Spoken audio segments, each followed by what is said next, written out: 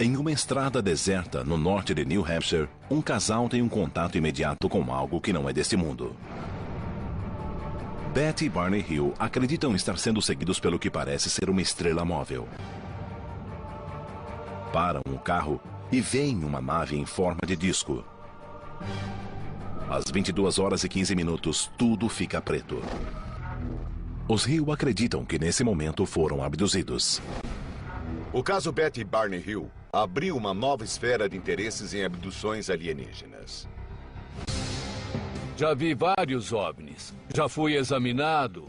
Por que alguém de uma cidade pequena falaria de sua abdução a menos que realmente acreditasse ter acontecido com ele? As pessoas foram levadas a bordo pelos extraterrestres. Essa mancha tem relação com a abdução. Eram relacionados biologicamente. Munida de novas pistas e evidência física nunca vistas, a equipe examina os fenômenos de abdução alienígena. Este é um caso importante, com a melhor evidência de todos os casos de abdução por aí. E mostra em primeira mão uma cirurgia para remover um suposto implante alienígena. Não tenho como explicar a presença disso. E submetê-lo a exaustivas análises em laboratório. Nós detectamos uma frequência de rádio. O objeto se move sozinho. É estranho. Abduções alienígenas, um fenômeno psicológico. Ele gostaria de acreditar que foi abduzido, mas tudo pode ser um incrível embuste. Ou realidade. Os céticos não sabem do que estão falando. A equipe da revista UFO abre o caso número 61203. Abduções.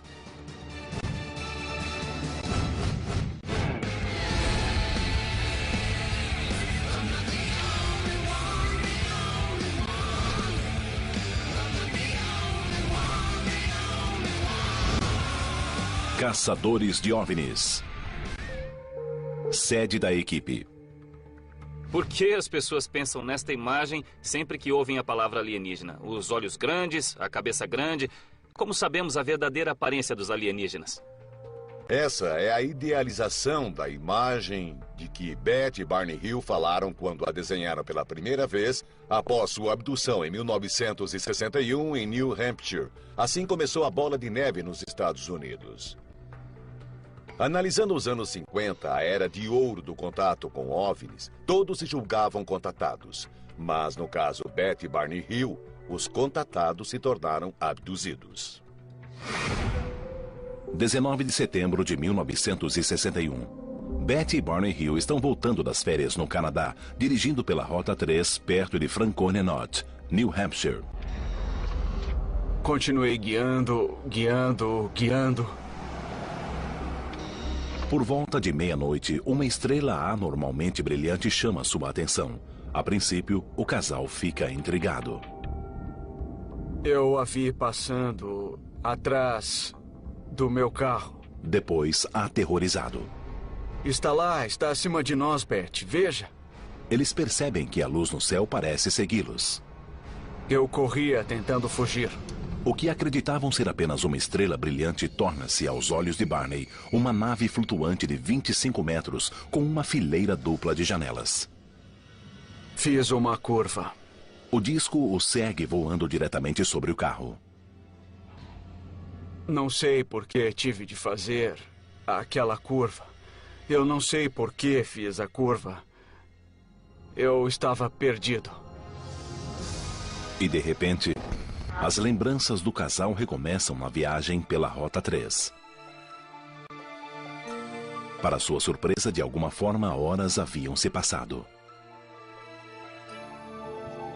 Apesar de se lembrarem conscientemente de aspectos de todo o incidente, não se lembram do que aconteceu entre a hora em que viram a astronave e a hora em que estavam no carro voltando para casa. Conforme relatado no best-seller Jornada Interrompida, que apresentou o caso Hill ao mundo, ambos teriam se lembrado, sob hipnose, de lutar com pequenas criaturas humanoides. Eles afirmam que os alienígenas pareciam vê-los como espécimes de laboratório. Um dos aspectos mais importantes do caso Hill é a alegação de que a abdução deixara evidências físicas. Se vocês forem a New Hampshire, podemos reabrir o caso. Se conseguirem as evidências, conheço laboratórios que podem analisá-las. Cada um faz seu trabalho. Vamos fazer as malas e partir para New Hampshire.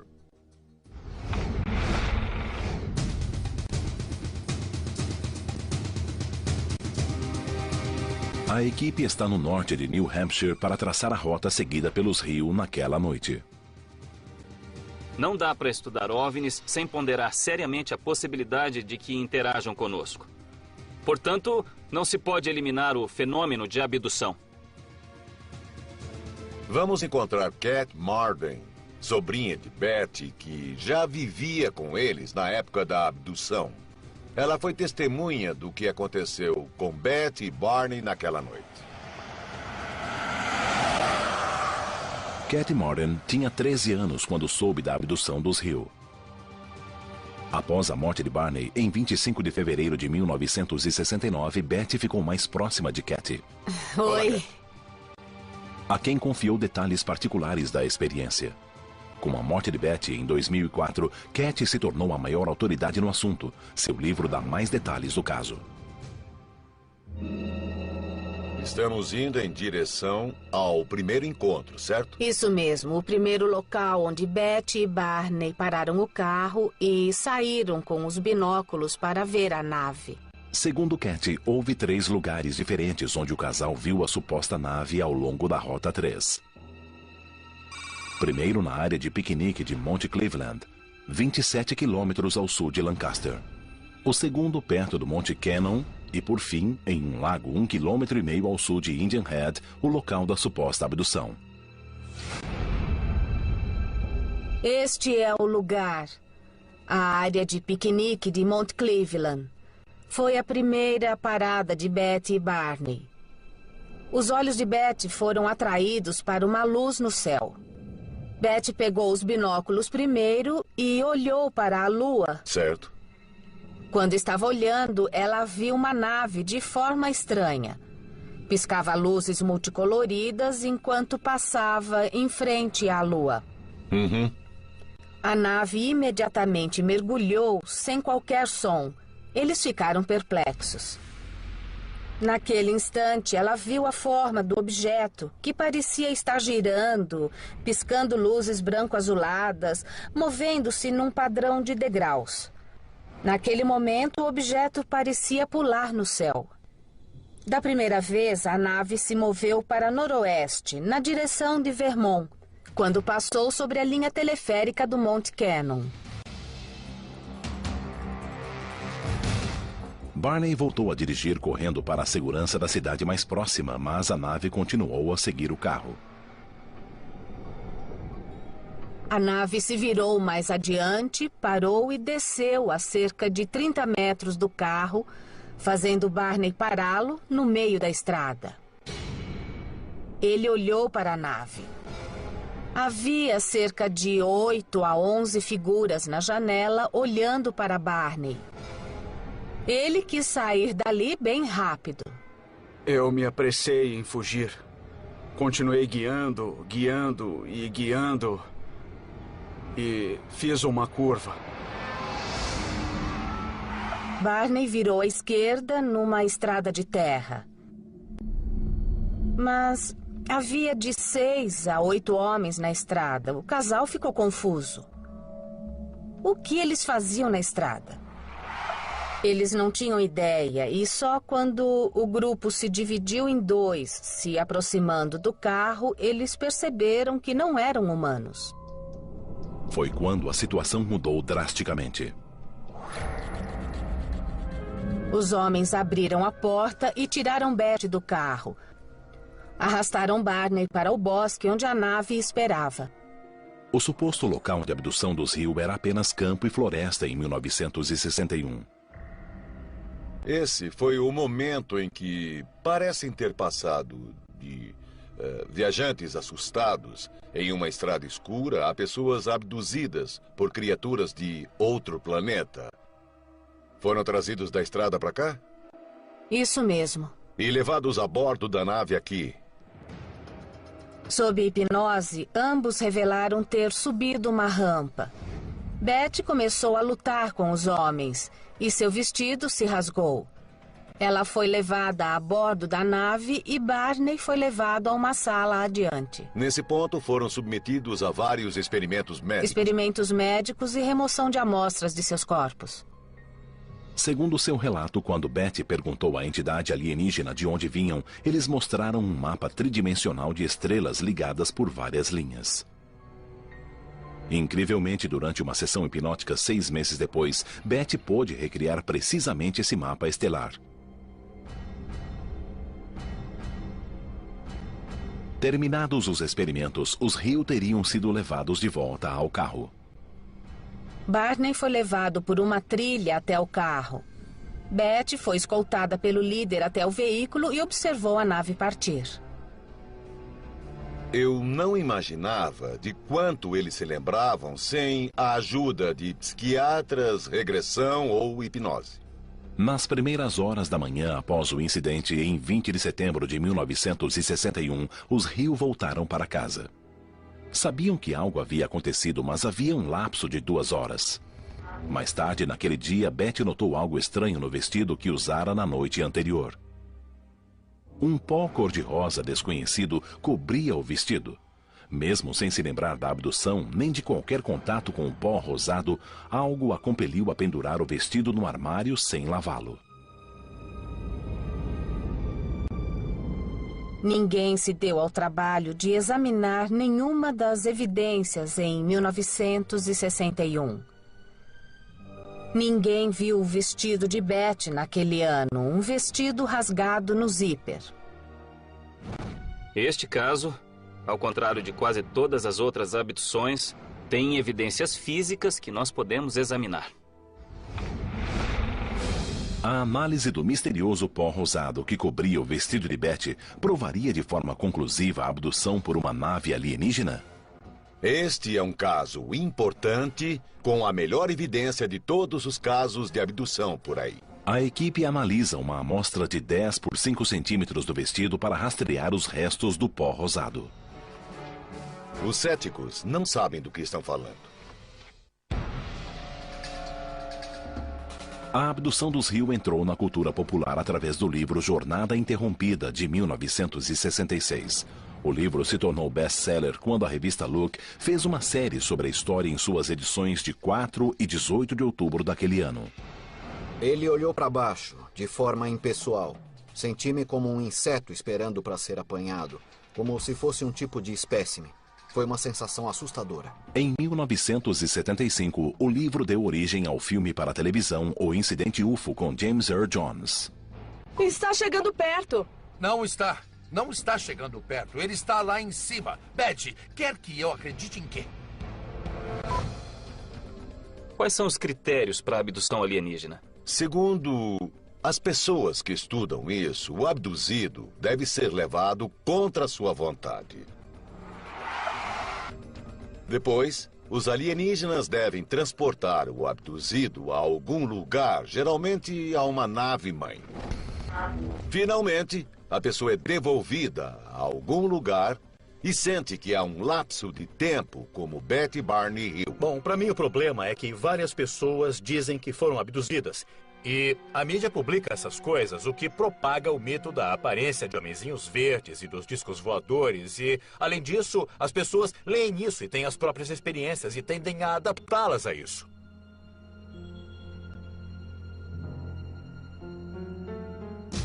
Apesar das dezenas e milhares de relatos de abduções por OVNIs, a grande maioria dos casos é descartada como falsa. Mas o caso de Betty Barney Hill continua um mistério até hoje. Segundo a equipe, há algo muito diferente nesse caso. As evidências físicas deixadas. Havia pontos extremamente brilhantes na carroceria do carro. Havia grandes pontos brilhantes na carroceria do carro. Do tamanho de uma moeda de $1. Felizmente, tínhamos um vizinho que era físico e recomendou que Betty andasse com uma bússola em volta do carro para ver como a agulha iria reagir. É só levar a bússola para perto do carro e a agulha fica girando, girando e girando. Se puséssemos a bússola em qualquer lugar que não ali, a agulha parava. A Betty Hill contou que houve um certo atrito físico durante o episódio. Que, quando se pergunta como está o vestido... Bom, ele está fisicamente danificado. O zíper está rasgado, parte do tecido está descolado e há contaminantes nele, manchas por toda parte. Se os extraterrestres deixaram algo no tecido, isso ainda apareceria? Isso já faz 40 anos, então com certeza haverá uma certa deterioração ou decomposição de qualquer amostra que esteja por lá. A substância envolvida é um tipo de pó rosado no vestido que a Beth estava usando. O que é que poderia ser? Será que uma substância secretada pelo alienígena ou alguma coisa que estava na nave onde a Beth encostou? Pode ser proteínas ou até enzimas. Como saberia se é algo extraterrestre? Procurando anomalias. A sobrinha de Beth Hill concordou em dar 2 amostras do vestido para a equipe testar. Uma amostra de controle e uma contaminada. O Dr. Ted Actworth traz o vestido para Phyllis Buttinger, uma analista química altamente respeitada com décadas de experiência na British Petroleum. Ela analisa o vestido em busca de traços do misterioso pó e de outras anomalias no tecido. O que nós temos aqui? Esse aqui é um pedaço da manga esquerda do vestido de Beth. Esse é o controle que mantém a cor original do vestido. A hipótese é de que a mancha tem alguma coisa a ver com o evento da abdução? Sim. O material do vestido foi manchado. Há muito pouco deste material na amostra de controle. Isto me diz que o que houver aí veio de uma fonte externa e absolutamente não veio de Beth. Então pode existir um material residual ou... Pode ser. Primeiro ela examinou sob um microscópio para poder ter uma visão aumentada. Você verá que, comparado ao controle, a amostra manchada tem uma trama menos ordenada e há mais espaço entre as fibras. Pois é o que eu estou vendo. Estou vendo que o maior espaço está entre as fibras da amostra contaminada. Se olhar com atenção, foi perturbada. Pela análise microscópica, Phyllis detectou áreas incomuns de distensão e perturbação no tecido do vestido de Beth. O tecido está mecanicamente deslocado em comparação à amostra de controle. Tudo que eu vejo é consistente com a explicação de uma luta física entre a usuária do vestido e uma outra pessoa. Isso poderia ser uma prova da alegação de Beth Hill de que lutou com os supostos abdutores na tentativa de fugir? Vamos passar agora para a análise espectroscópica. Parece muito interessante também. O infravermelho é uma técnica muito poderosa. É usado para identificar a estrutura molecular. O espectro infravermelho de cada molécula é único. Na análise espectrográfica, um raio de luz infravermelha passa por cada molécula e produz um comprimento de onda único que age como uma impressão digital química. Para obter uma identificação precisa dos contaminantes do vestido, Phyllis extrai um pouco do resíduo desconhecido da amostra. Esses são os resultados. O que isso faz é realçar as faixas. Parece que há pelo menos 2 tipos de contaminantes no tecido. Um material que tem proteína na base e outro que é um material gorduroso. Ambos são muito comuns, acha-se em toda parte. Então, descobrimos que o vestido está contaminado e que os contaminantes são muito comuns. Nós temos uma ideia melhor de qual era o contaminante do tecido? Não sei dizer se são humanos ou não, mas provavelmente são biologicamente relacionados.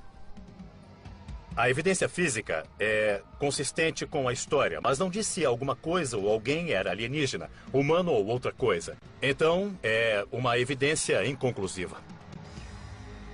Mas há uma reviravolta final no caso Beth e Barney Hill que até hoje permanece inexplicada. E o mapa estelar que Beth desenhou? No processo de regressão, ela desenhou um mapa estelar de onde os alienígenas da nave disseram ter vindo. Na verdade, ele mostrou um diagrama. Marjorie Fish, 8 anos depois, pôde mostrar que há estrelas no sistema Zeta Reticuli, um sistema estelar duplo que Beth disse existirem. O Zeta Reticuli é um sistema estelar centralizado em 2 estrelas principais, a cerca de 39 anos-luz da Terra. Os astrônomos só mapearam esse sistema em 1972. Apesar de o mapa de Beth combinar muito com o aglomerado estelar recém-mapeado, o diagrama dela mostra 3 estrelas a mais. O mapa não combinava. Mas em 1972, quando tínhamos tecnologia para ver aquele setor do espaço, o que descobrimos? As exatas 3 estrelas que Beth Hill disse existirem. Aí a combinação foi exata. É mesmo? Como Betty Hill poderia ter identificado o local exato do sistema estelar e a configuração exata dessas estrelas? Ela identificou, desenhou e diagramou antes de termos a tecnologia. Desde que Betty Hill relatou ser abduzida e submetida a um exame médico invasivo, milhares de pessoas relataram passar pela mesma experiência. Mas uma nova guinada no fenômeno da abdução foi descoberta recentemente. Abduzidos do mundo todo começaram a descobrir aparelhos alienígenas implantados no corpo. Este pode ser o vídeo real de um implante alienígena dentro de um corpo humano. O objeto se move sozinho? É estranho. Muito. Procedimentos médicos perturbadores e invasivos sempre foram associados aos relatos de abdução alienígena. Mas, recentemente, dezenas de abduzidos contaram algo mais. Eles disseram aos pesquisadores de OVNIs que suas lembranças de abdução foram seguidas da descoberta de objetos desconhecidos implantados em seus corpos. A equipe entrevista Tim Cullen, de Yuma, no Colorado. O Colorado é local de grande atividade de OVNIs, segundo os pesquisadores. Em 27 de agosto de 1995, 21 testemunhas em 13 lugares no centro do estado dizem ter visto um objeto enorme em forma de charuto fazendo manobras incríveis. Os avistamentos continuaram durante 48 horas e constituem uma das mais importantes visões coletivas da história americana recente. Uma testemunha filmou o objeto. Vamos entrar. Obrigado. Tim teve várias visões de OVNIs e descobriu um objeto estranho implantado em seu corpo. Começou em maio de 1978. Estava indo para casa, vindo de Denver com minha esposa. Íamos pela rodovia 59 e um OVNI desceu na nossa frente. Tinha uns 30 metros de comprimento, 6 de largura e 3 de altura. Tim viu o objeto na rodovia 59 a 19 quilômetros de Yuma. A nave se moveu para este pasto, pousou mais ou menos aqui, nesta área. De repente, duas luzes se acenderam, uma bem acima da outra, bem próximas. Parece que ficamos ali 4 ou 5 minutos. Aí eu disse para minha esposa que era melhor a gente ir para a cidade. 4 anos depois, achei este pedaço de metal em meu braço.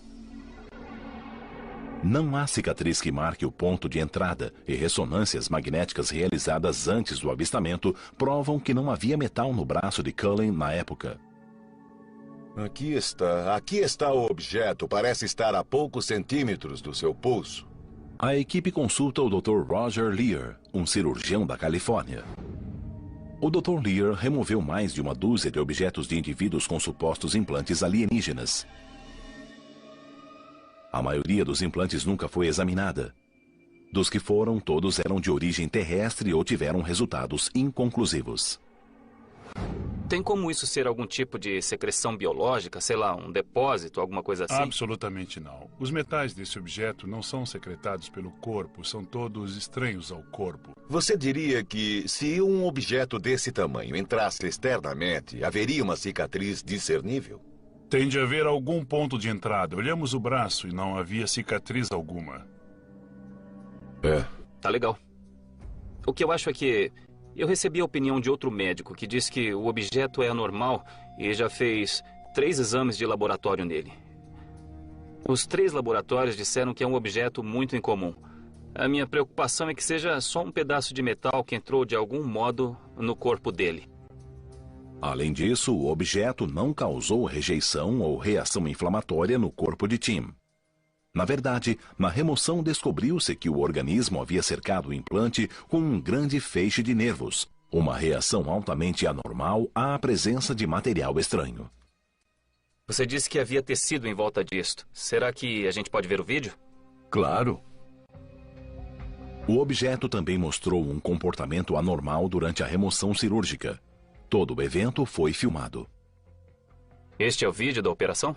Veja o tamanho disso, Pat, vê? Lá está, veja como se move. Veja, aí está a prova, lá está se movendo, vê isso? O objeto se move sozinho, a ferramenta não o empurra. Eu não olhei de perto. Está se movendo. dentro do braço de Tim. Eu não posso estar 100% convencido até aumentar bem e notar algo totalmente bizarro e que me impressione e me convença de que, sabe, que aquilo é mesmo um objeto alienígena. Não sei o que é. Dá pra vê-lo se mover. Não estou tocando nele. Agora eu pausei o vídeo. Pode-se ver que nada encosta nele. Está longe. Vamos passar de novo. Viu isso? Ele pulou pra longe. Pulou de novo. Tá pulando. Veja como está se afastando. Tá rolando agora? Veja. É interessante. Veja isso. Ele tenta... Isso é muito bizarro. Está se movendo sozinho. O que o faz se mover? Não está sendo tocado pelo hemostato. Não está sendo tocado por coisa alguma. Não há fluidos ali. Não se vê nenhum fluido no braço. Está se movendo pelo tecido, por força própria. Eu não sei o que pensar. Eu realmente não sei o que pensar. Se não há fluidos, porque a coisa está se movendo sozinha. Eu não sei o que pensar. É uma coisa muito estranha. Embora a equipe considere notável a evidência de Tim, há casos ainda mais intrigantes de implantes deixados após supostas abduções. 11 de dezembro de 2007. Um homem de 49 anos da Pensilvânia, Jeff Harvey, contata a equipe. Sabe de uma coisa? Vamos para o escritório. Vamos lá. Em 2001, ele teve uma doença diagnosticada como envenenamento por metal pesado. Pode entrar. A causa do envenenamento nunca foi determinada. Ao mesmo tempo, ele descobriu algo estranho escondido no alto da coxa. Quando percebeu que tinha um objeto ou algo dentro de você? Acontece que comecei a perder muito peso. Eu pesava 100 quilos. Peso 63 quilos agora. Perdi muito peso. Fiquei muito doente. Se tem alguma coisa a ver com isso, eu quero tirar e quero que seja totalmente analisado para saber o que é. E por que você acha que tem a ver com OVNIs? É uma das possibilidades que eu pesquiso. Quando Jeff tinha 8 anos, em 1967, ele e o pai avistaram um OVNI quando moravam em Huntsdale, na Pensilvânia, perto de Scranton. Meu pai e eu estávamos pescando às margens do rio Lackawaxen e acima das árvores, ele apareceu. Soltava fumaça por trás. Tinha formato circular e forma de tigela na base. Você teve alguma lembrança de sentir o nódulo ser posto em sua perna? Essa é a parte mais estranha. A Associação dos Veteranos disse que pode ser um fragmento de bala, mas nunca estive em batalha. Não há razão nenhuma para isso estar aí. Mas você tem experiência com avistamento de OVNIs. Talvez essa seja a ligação. Quando ocorre a remoção cirúrgica do suposto implante para análises para a surpresa da equipe, nós detectamos uma frequência de rádio.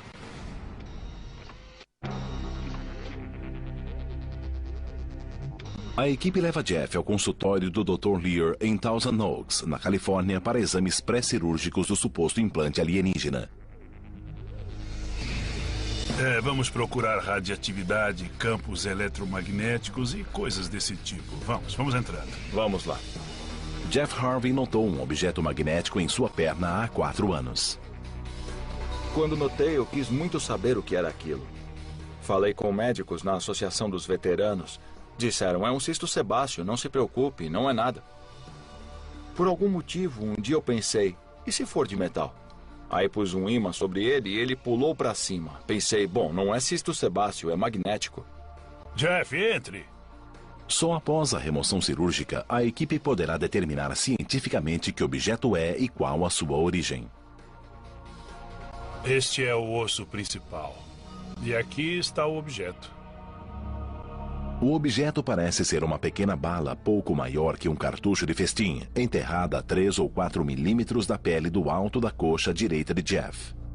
Bom, em tamanho é muito similar ao que nós já vimos antes. É bem parecido. Jeff diz não ter ideia de como o objeto entrou em sua perna. Ele não se lembra de qualquer incidente que possa ter levado o metal a se alojar em seu corpo. Não há cicatriz perto do implante. Os outros que já removeu estavam tão perto da pele? Não, geralmente estão mais perto do osso, mas ele poderia estar mais no fundo e ter se movido na direção da superfície. Antes de fazer a cirurgia para remover o implante, temos que determinar que objeto é. Temos de fazer alguns testes de magnetismo e frequência de rádio. Este é um ímã com força de 113 quilos. Com ele, nós podemos conseguir uma boa força magnética. Se o objeto reagir ao campo magnético, ele deverá ser puxado para mais perto da pele. É este o ponto, Jeff? Bem aí. Bem aqui. Sim, parece se destacar um pouco. Veja a pele. Sim, estou vendo. Está puxando uma pequena área circular. Isso mesmo. Quanto acha que está puxando? Uns 3 milímetros. Uns 3 milímetros. Agora vamos fazer testes de radioatividade, campos eletromagnéticos e também testes de frequência de rádio. Antes de removermos o implante, nós temos de ver se há algo detectável ocorrendo. Sabemos que é magnético. Talvez tenha radioatividade, talvez envie sinais de rádio. Temos de determinar se é só um pedaço de metal ou se tem um propósito maior. Jeff, este é um gaussímetro. Serve para detectar campos eletromagnéticos. Vejamos o que ocorre. Esse ruído é de um campo magnético muito forte. Está marcando 10 miligauss. É extremamente forte. É muito incomum um pequeno pedaço de metal emitir um sinal tão forte, a menos que esteja ligado a uma fonte de energia. Eu estou mais curioso agora que você fez a leitura da emissão. O próximo instrumento a ser usado é um detector de radiofrequência. Temos 2 faixas para verificar. Uma é dos gigahertz e a outra é dos megahertz. O Dr. Lear varre uma ampla faixa de radiofrequências possíveis, do início da faixa dos megahertz até o topo da faixa dos gigahertz. Megahertz é o comprimento de onda usado pela televisão e estações de rádio FM. Gigahertz é muito mais alto, usado por fornos de micro-ondas e telefones celulares, entre outros aparelhos. Está emitindo radiofrequência. Parece ser de 59,125254 GHz. Agora vamos ver a frequência de megahertz, que é 35,893 MHz. A leitura de megahertz caiu na faixa de VHF. A banda VHF é usada para comunicações de rádio por satélite e terrestre, tanto pelo governo quanto pelos consumidores. Bem, eu já descobri alguma coisa hoje. Agora vamos esperar até amanhã para ver o resultado. A evidência que pudemos examinar foi muito interessante, na verdade. Tivemos uma leitura de 10 miligauss e também uma radiofrequência de 35 MHz e 59 GHz. 35 MHz é VHF, isso é rádio FM ou televisão. Há uma chance de ter captado a radiação de fundo em torno dele, mas agora a outra é 59 GHz? 59 GHz. Então, essa é uma frequência extremamente alta. É a radiofrequência que os astrônomos usam para detectar emissões vindas do espaço exterior. Por que um objeto sob a pele de alguém geraria tal tipo de frequência? Primeiro, a coisa envia um sinal numa frequência que viaja muito longe.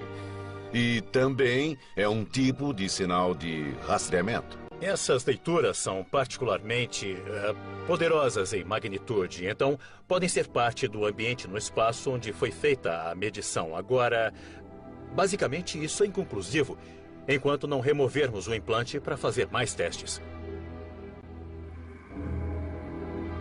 Muito bem, Jeff, esse é o local da cirurgia. Os sistemas estão prontos, a sala cirúrgica está pronta. Estou ansioso para ver o que nós vamos extrair. Antes da operação, a equipe médica extrai sangue de Jeff para que o objeto possa ser guardado no mesmo fluido em que esteve imerso. Certo, está pronto. Ótimo, obrigado.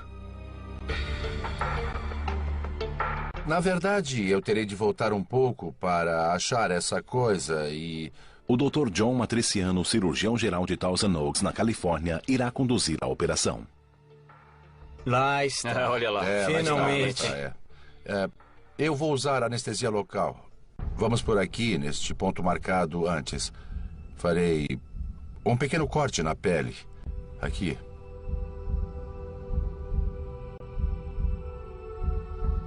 Eu não consigo senti-lo. Vou confiar no raio-x. Vamos voltar um pouco. Acho que começamos a ver alguma coisa aqui. Né? Parece haver um ponto preto aí. Eu vou me certificar que estamos no mesmo ponto. Parece que pegou. Pegá-lo se puder. Parece que achamos. Está pegando com força? Tente não danificar, hein? Está escorregando.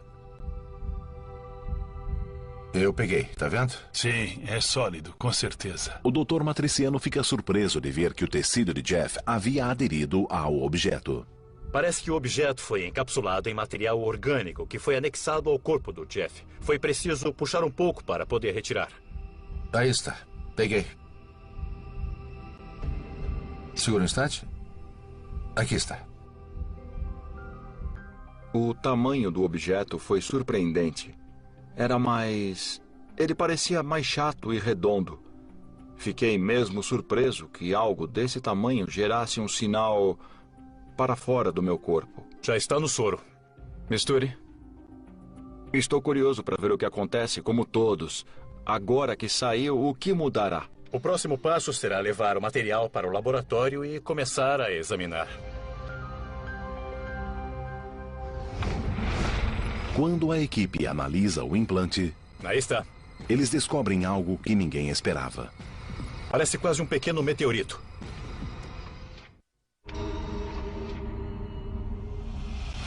Obrigado, Roger. Após remover com sucesso um suposto implante alienígena da perna de Jeff Harvey, a equipe realiza testes para determinar se ele ainda emite radiofrequências incomuns como antes. Me fale um pouco sobre o teste de radiofrequência. A radiofrequência foi simplesmente cancelada. Ela parou. O implante não está mais emitindo sinais. Eu não sei dizer se ele foi desligado ou então controlado para não funcionar mais, mas as frequências deste tipo de objeto implicam que há muito mais nele do que é possível ver. Oi, Richard. Trouxe a amostra de que falamos? Você mostra pra gente o microscópio óptico? Claro. O próximo passo é analisar o objeto em si. Seria algo identificável ou simplesmente um objeto anômalo? A equipe leva a amostra a Richard Madsen, do laboratório SEAL, em El Segundo, na Califórnia. Com 36 anos de experiência, esse é um dos principais laboratórios independentes dos Estados Unidos. Para fazer uma abordagem científica, temos de ver realmente o que é isto, submetê-lo a testes metalúrgicos e biológicos e observar atentamente para ver se temos alguma coisa. A amostra é muito pequena, deve ter pelo menos 2 milímetros de largura. O que é que vocês estão procurando no momento? A geometria, a forma, a cor, aspectos de textura da superfície são um bom ponto para começar. Parece ter uma forma irregular, parece ter uma cor preta e marrom. Parece até ser um pequeno meteorito. Há linhas de fratura ou... Não? Não parece ter sido feito pelo homem ou fabricado. Sob o microscópio óptico, que amplia 40 vezes, nós temos uma ideia melhor de como ele é.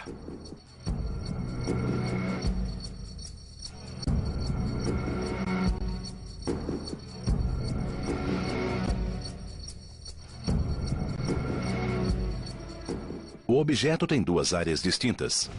Uma camada interna clara e uma camada externa escura. Eu vi a superfície externa e ela me pareceu escurecida ou queimada, podemos dizer. Pode ser ferrugem. Pode ser. Oxidação. Sim. Mas um exame mais atento revela uma terceira área, uma saliência incomum no objeto. Parece algo ressecado, como se fosse um tipo de gel. Chamamos de barbatana. Parece uma barbatana saindo pela lateral. Estou curioso para saber do que ela é feita. Este é um microscópio eletrônico de varredura. Nós temos uma fonte de elétrons que emite elétrons verticalmente para a amostra. Podemos varrer a amostra dos eixos X e Y. Podemos ter a difração do raio-X, que dará informações sobre os elementos que há na amostra. É um belo equipamento. É sim. Aí está. Podemos tirar um raio-X do material desta barbatana? Claro. Nós vemos aqui que não é um material que se projeta da amostra. Na verdade, é alguma coisa que está presa a ela. O espectro é de material orgânico. Então, por algum motivo, temos um pedaço do corpo humano que se prendeu à superfície exterior da amostra. Isso é muito interessante porque o corpo humano tem dois tipos de reação a um objeto estranho. No caso mais extremo, ele seria envolvido em pus e transportado para fora. No segundo caso, seria envolvido e ocorreria uma pequena reação inflamatória. Mas aqui, parece que algum material no corpo humano realmente se prendeu à amostra, o que não me parece nenhum dos casos que o Dr. Lair tenha descrito. Geralmente ele seria rejeitado pelo corpo, mas isso mesmo. não aconteceu. Ele se prendeu. Muito interessante. Para você, parece que está preso a essa amostra de forma incomum? Para mim, não. A equipe continua a analisar o objeto em busca de anomalias. Dá para ter uma boa ideia de quais são os elementos nessa borda. Vejo ferro, oxigênio e tem carbono? Enxofre. Como pode ver, o pico mais alto é carbono. O carbono e o oxigênio que nós achamos que fossem os contaminantes. Todos eles poderiam ser encontrados em fluidos corporais, por exemplo. Mas se tirarmos isso, ainda terá sobrado o ferro. O ferro. Ele parece ser feito de ferro. Agora estamos vendo uma terceira área da amostra, não é isso? Certo. Onde achamos ter coloração preta. E aí estão os picos. Uau! O resultado é semelhante. O fósforo, há muito mais fósforo nesta área. Por enquanto eu não encontrei nada que seja incomum demais. Basicamente, nós temos uma peça pequena de 1 a 2 milímetros de diâmetro que é feita de ferro. Na verdade, é fisicamente possível que um objeto estranho migre dentro do corpo e surja em pontos distantes de onde entrou, às vezes anos depois. Meu trabalho como cientista é olhar para esses dados e ver se não há algo em comum. E, neste caso, ainda não há algo que nos surpreenda. Meu trabalho é estragar a festa deles. Eu lamento muito, mas tenho que fazer isso de novo.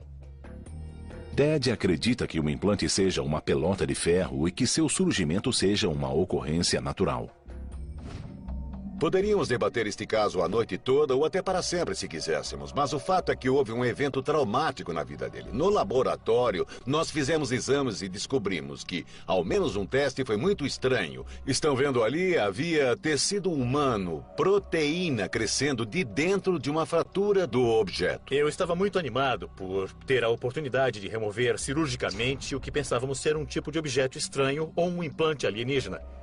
E, pelo que eu posso dizer agora, após os testes científicos com ele, parece ser apenas um fragmento de ferro oxidado. E o tecido crescendo a partir do metal? Não temos essa tecnologia na Terra. Digo que está além de nossa tecnologia e que possivelmente é alienígena. Pegamos nossa tecnologia e aplicamos à ufologia. Raramente isso é feito neste campo. Um cético sempre dirá que não provamos a existência dos OVNIs, como se tivéssemos de exibir um OVNI sobre a mesa para ser verdade. Por outro lado, o ufólogo dirá que não se refutou o OVNI. Mostre-me algo que diga que isso é outra coisa e não um OVNI. Sabe de uma coisa? Não achamos nada que negue uma presença extraterrestre nos afetando no planeta Terra, interferindo em nossa vida ou viajando pelo espaço. O que começou em uma estrada deserta em New Hampshire em 1961 com um casal supostamente perseguido e abduzido por alienígenas continua até hoje. Centenas de novas histórias de abdução alienígena são relatadas todos os anos, mas a descrição completa do que acontece durante as abduções pode jamais ser conhecida. Estamos mesmo sendo observados por seres de outro mundo? É possível que outros seres deixem evidências de sua visita a nosso planeta? Ou as histórias perturbadoras não vêm da escuridão do espaço, mas dos cantos obscuros de nossa própria imaginação?